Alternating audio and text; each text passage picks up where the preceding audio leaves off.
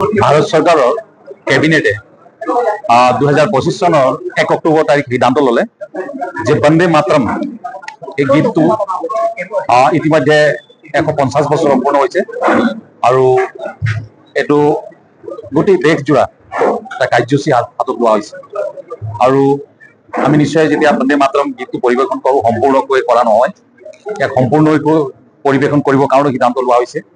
অহাকালি জিলাবিলাকৰ হেডকোৱাৰ্টাৰত বন্দে মাতৰম গীতটো পৰিৱেশন কৰা হ'ব আৰু 150 বছৰ হৈছে বন্দে মাতৰম ৰচনা কৰা আৰু নিশ্চয় আপোনালোকে গম পাইছে ইতিমধ্যে মই সাংবাদিক মেলত কৈছোঁ আমাৰ এই গীতটো সকলো মানুহে জাতি ধৰ্ম সকলো মানুহে জানিব লাগিব আৰু এই গীতটিৰ যোগেদি যেতিয়া ব্ৰিটিছৰ এগেইনষ্টত আমি যেতিয়া আন্দোলন আৰম্ভ কৰিছিলোঁ এই গীতটোৱে একত্ৰিত কৰিছিল মানুহক, সকলো মানুহক।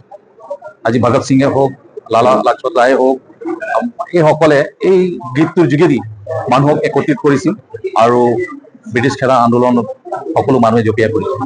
কিন্তু কালক্ৰমত এই গীতটো নোগোৱা হৈ গ'ল আৰু আপোনালোকে নিশ্চয় গম পাইছে যেতিয়া ৰাষ্ট্ৰপতি আমাৰ ৰাজেন্দ্ৰ প্ৰসাদ ৰাষ্ট্ৰপতি হয় তেতিয়াৰ পৰা আকৌ এই গীতটো গাবলৈ আৰম্ভ কৰা হয় আৰু প্ৰথম ইতিমধ্যে আমাৰ জিলা সভাপতি ডাঙৰীয়াই কৈছে যে ৰবীন্দ্ৰনাথ টেগোৰে এই গীতটো প্ৰথম তেওঁ পাঠ কৰিছিল।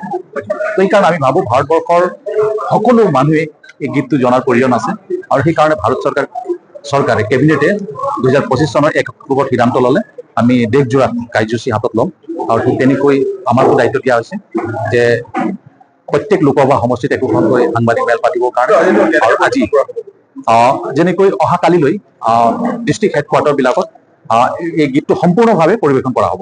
কাৰণ আমি যেতিয়া গাওঁ আপোনালোকে জানে যেতিয়া আমি কেতিয়াবা মিটিং আৰম্ভ কৰোঁ বা ক'ৰবাত আমাৰ কিবা ৰাজ্যৰ বা ৰাষ্ট্ৰৰ কিবা প্ৰগ্ৰাম থাকে বন্দে মাতৰম গীতটো আমি পৰিৱেশন কৰোঁ, কিন্তু সম্পূৰ্ণকৈ কৰা নহয়। কিন্তু কালি সম্পূৰ্ণকৈ এই গীতটো পৰিৱেশন কৰা হ'ব। সকলো সময়ত নহয়, গোটেই ভাৰতবৰ্ষত দেশজোৰা আমি কাৰ্যসূচী হাতত লৈছোৱেই, কিন্তু কালি এটা সিদ্ধান্ত লোৱা হৈছে ডিষ্ট্ৰিক্টৰ হেডকোৱাৰ্টাৰত সম্পূৰ্ণভাৱে গোৱা হ'ব। তাৰ পিছৰ পৰ্যায়ত আপোনালোক গম পাই থাকিব আমি কি কাৰ্যসূচী লৈছোঁ বিষয়টো।